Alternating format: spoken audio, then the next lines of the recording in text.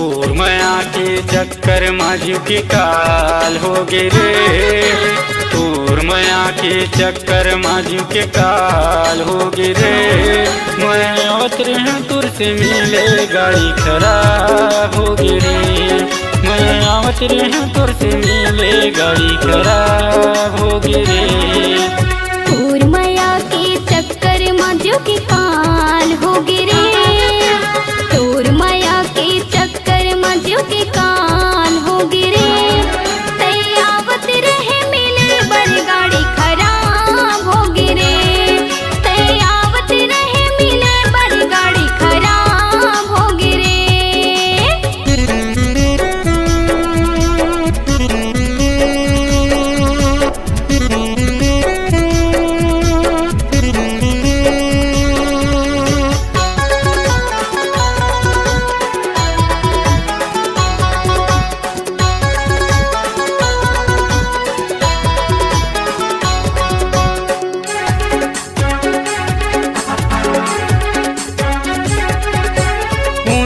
तारीख मई के महीना दिन शनिवार के खबर बलाए मुलर रानी तहर बहाना मार के।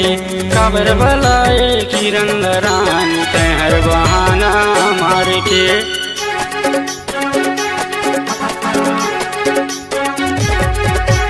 29 तारीख मई के महीना दिन शनिवार के खबर बलाए रोहन लयनु तहर बहाना मार के।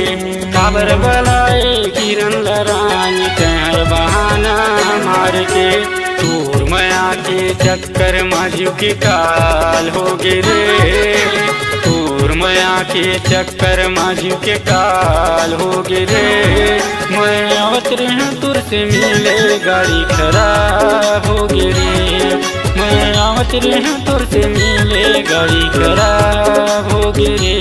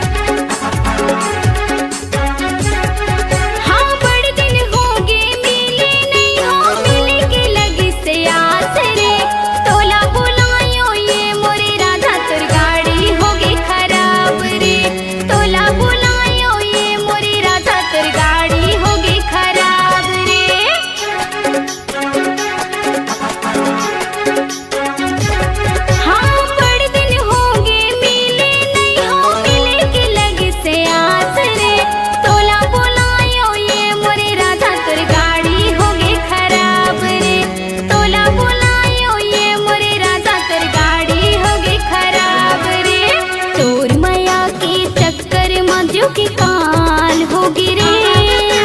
तोर माया के चक्कर माझी के काल हो गे रे। तै आवत रहे मिले बर गाड़ी खराब हो गे रे। तै आवत रहे मिले बर गाड़ी खराब हो गे रे। तोर माया के चक्कर माझी के काल हो गे रे। तोर माया के चक्कर माझी के काल हो गे रे। मैं आवत रहे तुर से मिले गाड़ी खराब हो गे रे। तै आवत रहे मिले बर गाड़ी खराब हो गे रे। मैं आवत रहे तुर से मिले गाड़ी खराब हो गे रे।